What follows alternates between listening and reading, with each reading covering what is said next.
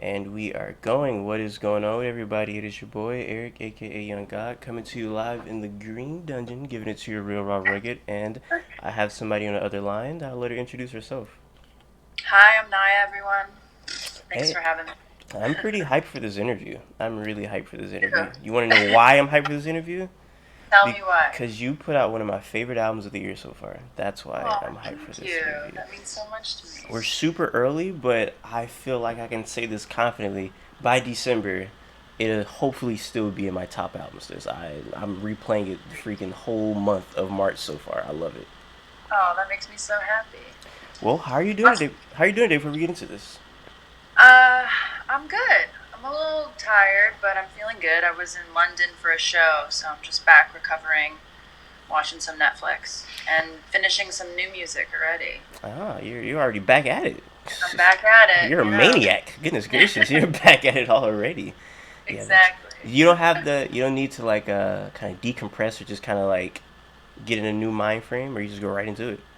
I usually do. For this album, um, La Bella Vita, it took me like 3 years to Mm. get it out because I didn't know what I wanted to write about. I didn't know, nothing was coming. And then it just kind of all flowed out where I like had nothing left.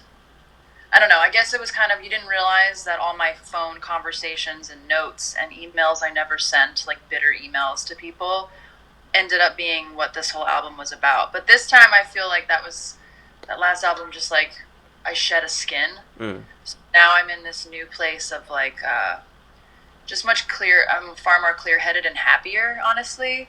So I'm just like let's see what happens instead of before. Sometimes going to the studio would be like, yikes, I'm nervous. What's gonna come up? This feels like 3 years worth of music. Like you ever hear like an interview with somebody, they're like, "Yeah, I did this in like 2 months." And it's like, yeah, Yeah, it sounds like you did this in 2 months, Buckaroo. But this sounds like you did this in like a year plus span. yeah, Were you I did. working? Were you working on this specifically for a year, or were you just working on music in general for a year? I definitely knew that I wanted to kind of take my music from my first album to another level, kind of like lyrically, just really push it and be a bit more honest. I think sometimes I'm very shy and I don't love attention, and I think what I've learned is right now in culture and just different artists, like everyone's being so brave and just like doesn't give a shit. Yeah. And I think for me, I'm always worried, if I'm going to look not poised or sound perfect. And I think this one I really wanted to just be like, fuck it. I'm going to say how I really feel and also challenge the music sonically where there's a little bit more rhythm. There's a couple more elements that I think are not as linear, so to speak, and just challenge myself with certain sounds and arrangements just to kind of elevate, because a lot of people for their second album, they can make wrong decisions. Like sophomore slump Yeah. is real, So, but I didn't know what it was going to be about. I knew I wanted it to have this like Italian dreamy escapism thing, but the whole breakup angle just literally came out as if it was like, it just happened. I love a good breakup album. So Yeah. I was definitely a fan of this, and I kind of take a step back on how I even like really got on put onto this album. Yeah. I think somebody like posted just a whole bunch of random music that might go under the radar for 2020, and I listened Oh, to everything, and then I think it was Obsession, and I was like, yeah. she flipped the Mariah Carey song. Yeah. That's interesting. So I was like, let me go and listen to this album. And I go listen to the album. I'm like, why do I know who this is? Like, this is crazy. So then I do my Googles, and I'm like, oh, she was on a Wyclef song. And I listen to a Yep. Wyclef song. I'm like, oh, that's that song. I'm like, okay, I know who this is. I was like, this was the era when he dropped that One Blood song, and Yep. I used to just yell One Blood randomly out times of the day. It was a very fun time in my life. So then I just go back and listen to this album, and I'm like, you have something in your hands with this. I don't know what's the You. singer you're going to push with this, but low key, you might want to hire me to like do a little A&R because I got I it. definitely will definitely do that. Goodness I'm totally down. gracious.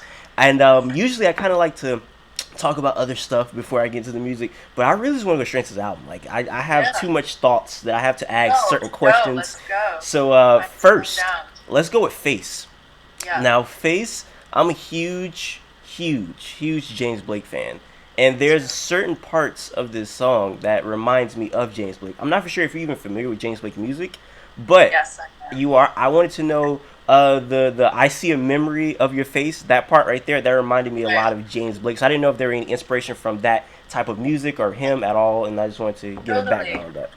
Yeah, I mean, for me, like trap elements, I think they're so crazy. I love them and hate them. You know, Mm, I think because it's just so redundant now. You yeah. hear it in so many styles, and I don't connect with all the top lines all the time. But this one, that vocal part, the keep a memory, da, da, da, is actually a very famous jazz singer named Melody Gardot. Mm, She's an older woman now, but unbelievable voice and kind of just has that like soulful tone, similar to James Blake's voice. And I think the reason why I felt comfortable on this track, because I'm always a little hesitant to go for trendy kind of tracks in some regards, is it has that perfect blend of like real musicianship and like a soulful feeling mixed with some modern elements. And James Blake is literally the perfect example of an artist where this song feels so fucking cool and now and trendy, and it's hitting all the right like sonic moments, but then it also feels like an old 70s singer-songwriter yeah. song. It's like a perfect smash of both. And with Face, I just wanted to try it. I wanted to challenge myself. And when you have a beat that low endy, you also realize when you're recording music that your voice can't compete with that space, Mm. which is why I sing a little bit more up falsetto-y. So it was a good learning challenge, and it's cool that people like it, because I was a little nervous because it's like a little bit harder.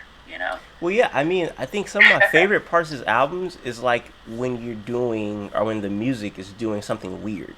And I Totally. feel like that part of the song, the I see the memory of your face, like that Yeah. part is it's That was very good. That was great. it's a very odd thank you. It was a very odd part in the song, but like I said, I like James Blake and I feel like he does a lot of I think he's like a. I feel like you do this too in this album. You and him do this a lot in this album. You take a quote unquote, I guess, a trendy thing. Well, he will take like a gospel or a soul thing, which Exactly. I wouldn't Yeah. know if I would say that's trendy, but it's a more popular mainstream sound, and he'll put a Right. very different spin onto it. And I feel like Totally. a song like Obsession, like that song is a very mainstream. Everybody knows that song, but you Totally. added a beat is weird. I like it, but it's Yeah. just a weird Yeah. beat, and I feel like what you did to that song, it just made it 10 times better. That's a Well, great song. that's totally. Well, that's I think the goal. I grew up studying jazz, Mm, and I'm not ready to make a throwback album. mm, I'm from 2020. My friends don't listen to old records, only I do, and I feel like you know what's interesting about being an artist is fusing genres, and like I want something that reminds you of the past, because to me old music has just such a sense of quality and musicianship, real string arrangements. They used to record with full orchestras, yeah. half of those.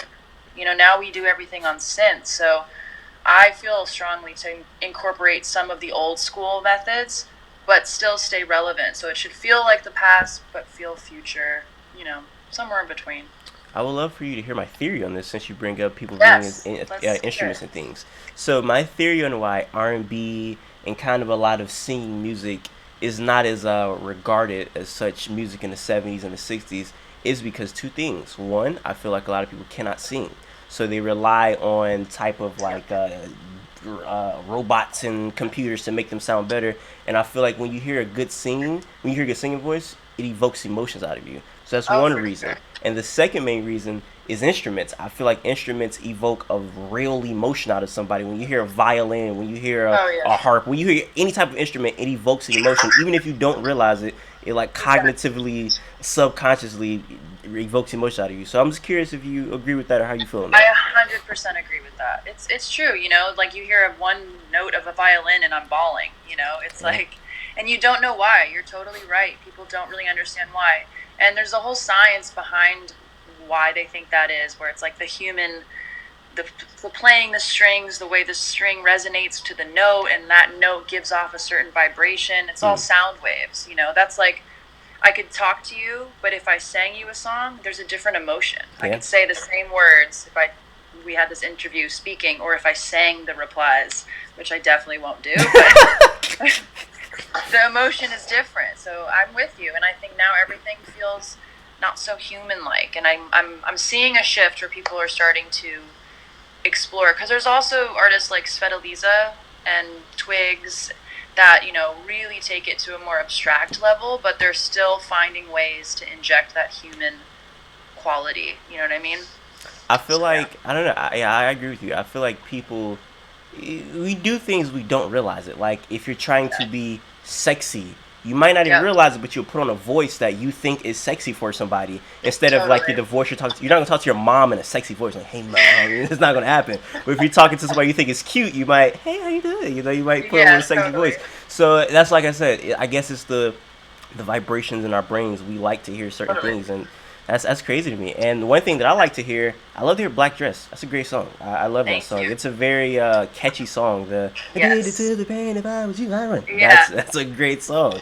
So Right. I was curious of like, do you come up with how do you come up with melodies? Because that melody is very addictive. Is it you hear the Yeah. beat and it just comes to your head, or you should do some type of That like you know? that song, I have to give credit to this other artist named Saint Bodhi. She's a new artist. She's this really cute black chick, and she is an amazing writer. Mm, And for this album, I really only wanted to kind of work with females. It didn't happen intentionally. It just kind of, I think, because I was in this like bitter, miserable relationship. No dude wanted to like talk to mm, me.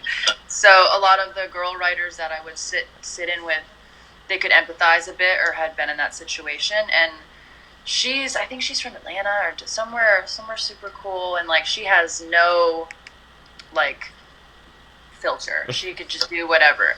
And I think what's interesting is sometimes working with writers that rap almost, you would think that it wouldn't make any sense for someone like me, but because I used to scat, which is like jazz singing, mm, where you just like all that, it's basically the same thing, you know. And so her flow, when you know, I would freestyle how I would write top line. So we play the track over and over, and then I'll just go into the booth and just like blah blah blah blah blah, and then she'll go in and do a pass, and we'll kind of pick the bits that we like of each other's. But she was, for this song specifically, I was like, can I do that? Like, am I cool enough to like do these triplets? Like, do they sound okay? And she was like, you're doing them, you know, like that's how you feel. And I think those run-on kind of sentences, I think, are really cool. mm. You know, like Drake does it a lot, where or and Frank Ocean even, like the phrase doesn't end when the bar of music Yeah, ends. Kind of is like, I'm going down da da da da. yeah. Like he'll change the meter, and I really wanted to play with that. And you know, right now triplets are really in, so that song ends up being catchier. You know. I legit. That's crazy. You say the person that wrote that they have a background in rap because I heard Yeah. you. It sounded like you were like somewhat rapping, like you were catching the flow. Is the Totally. it sounded like that? Like I'm like, is this supposed to be in the pop section or the rap section? I didn't know. I What, I was like, what is going on here? And it sounded totally. good. So I definitely. What's her name again? Saint Bodhi. Saint Bodhi. How do you spell the Yeah. Bodhi? Bodhi. Wow. You I'll text it to you. do She's that. only got a few songs out, but I also was like, you know what? I think it's important to work with people that you wouldn't think would be the right fit. And you know, she invokes some more confidence in me, and she's like, it's not rapping, it's not singing, it's you. You know, Yeah. and this song is all about you being confident and having a bit of swag and like throwing yourself out there and saying whatever you want. So like, say it how you want it. You Yeah. know, which is cool. And I think it's great that people like that one for that reason. Yeah, it's a great song. Something that's not great is your phone doesn't want to be good. I see it keeps slipping and falling. That's I know. I know. that's the thing that happens in a lot of interviews. People try to play it cool, and I'm like, wow, I know this is getting really annoying to them. And they're just like, fuck. I'm trying to figure out like to hold it is like fun too. I'm just gonna hold it. I was like, yeah. Yeah, I definitely know You nailed your it. struggle. You Yeah, figured it definitely. out. I definitely seen it. But I have to get to my favorite track. Yes. It was the one that caught me instantly, and it was "Like You Do." "Like You Do" is the. I don't know if that's the one for everybody. I haven't checked the pulse, but that's the one for me. I don't know what's the Yeah. results you're getting from that, but that's Yeah, top tier. people love that one. Like You Do is the first song. I love that this is your favorite. Is the first song that I took that I didn't write, Mm, which is why it's really special to me. There is another girl who's amazing. I'm always trying to find like new writers, yeah. not like I mean, obviously it'd be fun to get in the room with someone who writes for like Rihanna, Yeah. but there's so many talented people out there. And we had her name's Little Kendall. A lot of little saints, little things. Yeah. And I don't usually take outside songs because I like to write my own music. And we had done a session and we had made a song, and I was like, all right, it's cool, whatever. And then she was working on her album, and she said, Niia, I have a song that doesn't work for me, and it's perfect for you. And I was like, ugh, okay, how am I going to write this email to be like, I don't want this. Yeah. And I listened to it, and I was like, this lyric, I couldn't have written it better, the melody. And so then I recorded it and changed it a little bit, like in my own style, and added the strings and stuff to make it a bit more me. But to me, it's the perfect R&B song. It really is. I think it's beautiful. I couldn't have written anything better. So that's where you realize, like, don't fix it if it doesn't need fixing. Hey, you were singing your behind off on that song. That song is lovely. I love it's like I said, it's something about your voice. Like when you do your hooks, it's like you sing with so much passion to the point where I think that when you sing a hook on a mainstream song, it's supposed to be very like I don't think of soulful hooks on mainstream radio, but I feel like when you do hooks, you make them soulful, and I would have never thought that making a hook soulful would make it, I guess, more memorable in my head. And just the way you're singing with the we're dying for you, like that part, like it's great stuff. It's great stuff. I just had to let you know. It's great. Well, stuff. I just think you have to be authentic, and figure out. What's crazy is there's so many female singers that sound so much alike, and I think they choose to sound alike. And I think I would always just encourage women to not do that. Find your own little thing. And for me, because I come from jazz, that's why I kind of I have a little bit more like things like that, just because that's in my vocabulary. And I always encourage other singers that are asking me for advice for vocal stuff. I'm like, just get drunk and sing and record yourself, because that's really where you're not aware of like everything you're doing. That's how. And who told me that is Wyclef. Wow.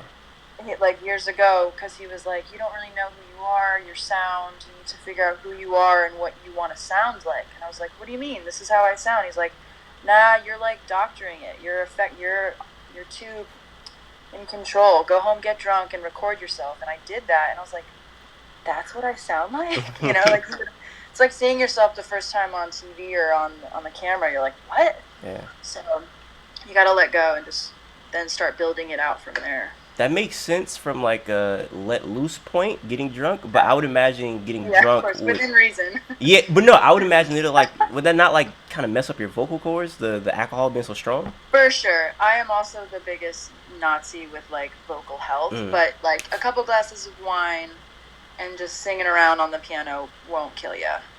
Okay. Definitely. Have you ever did like Hennessy and went inside the booth and sung? Sadly, I have. How did that turn? I love some tequila. Tequila's my go-to. So that works. So like actual strong liquor helps you sometimes.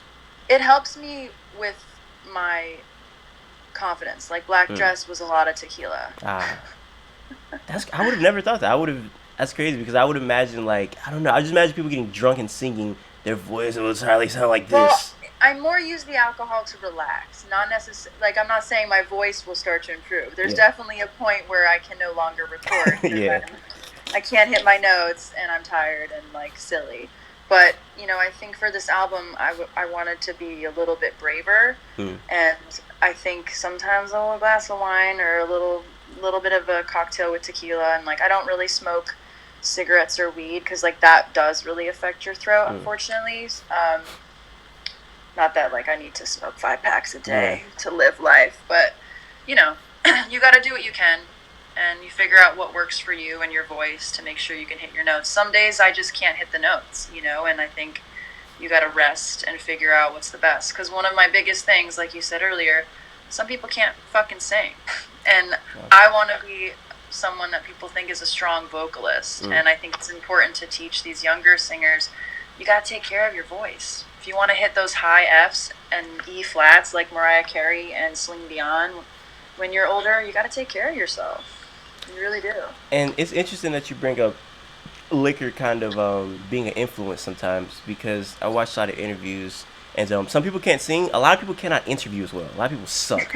I'm pretty sure you've done interviews where you're like, why did I do this? This is terrible. You Yeah. didn't even listen to the album. What's going on here? This is terrible. That's so funny. Are So, they just awkward? well, I have a lot of issues with people that interview. It's either you ever. I feel like a lot of people aren't being themselves. It's almost like, Oh oh, yeah. I'm going to just be this person that agrees with everything you say. I'm just yeah, but it's like I'll rather be a human and just have a human interaction with Yeah, you. that's also just Weird. boring. I don't know. So that's what I was going to bring up to boring Yeah. interviewers. I feel like a lot of boring people they bring up the question like, who are you influenced by? Well, that's probably thing you can Google and it's very easy. I, So I know. It's also I just feel like you want to be real yeah, because I mean my manager's always telling me to be a little less quiet, like be a yeah, little because I'm Italian. I have a big mouth.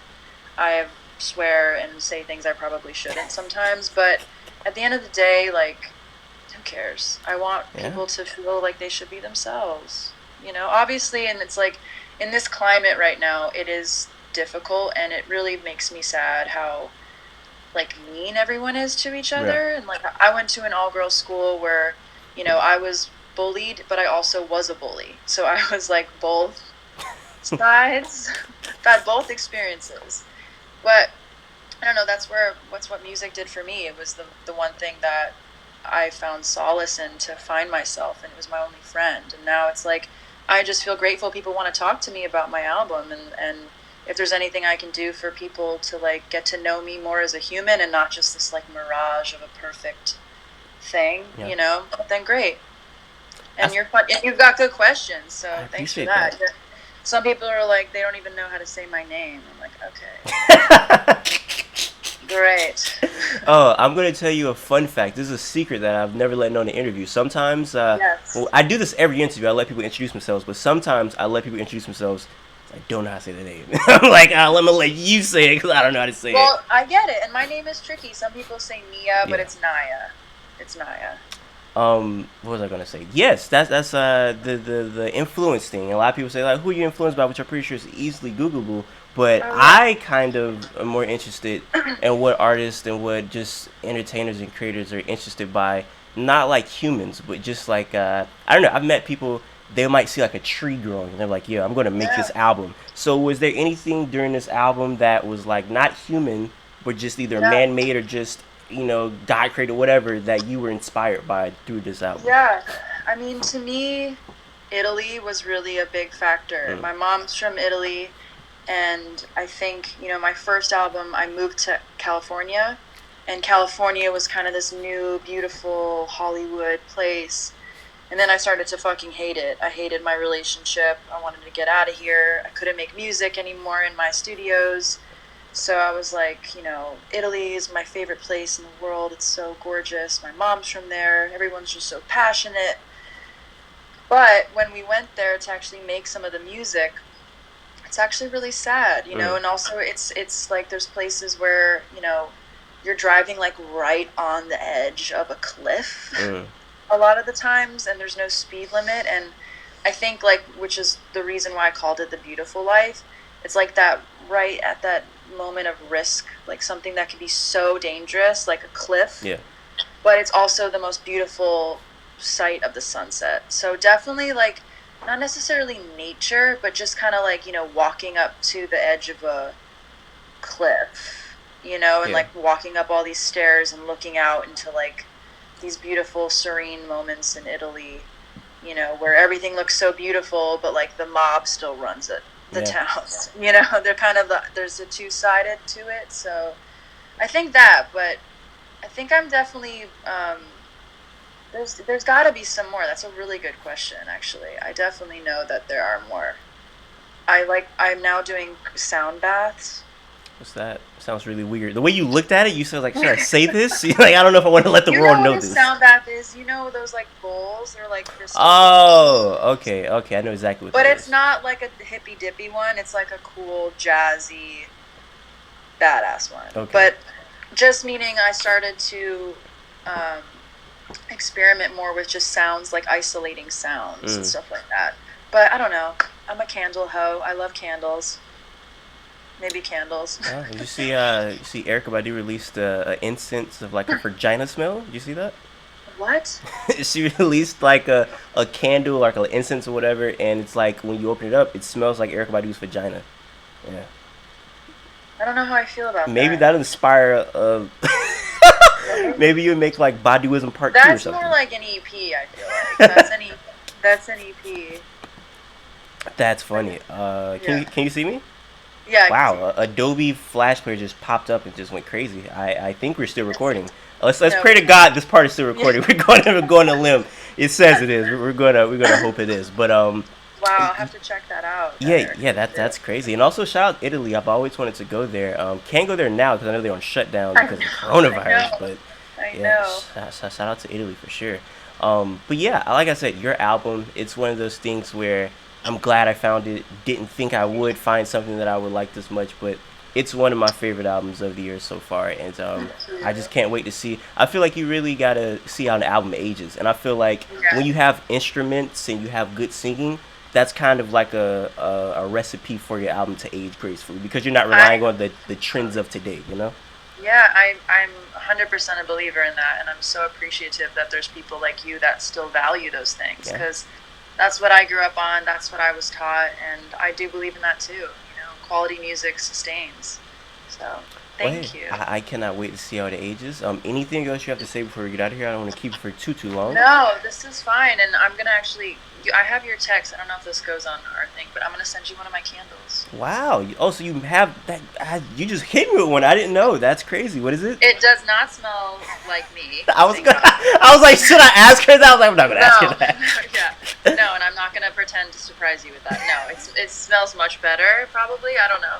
Maybe not. I don't know. What does it smell I don't like? know where this is going. Okay, but I'll send you a candle. What is the scent? The scent is. It's called Fire by Baptism. Is what the scent is. So it's like cedar wood, like Palo Santos. It smells great. Wow. I mean, if you could bless me one of those, I would definitely. Hey, I'm.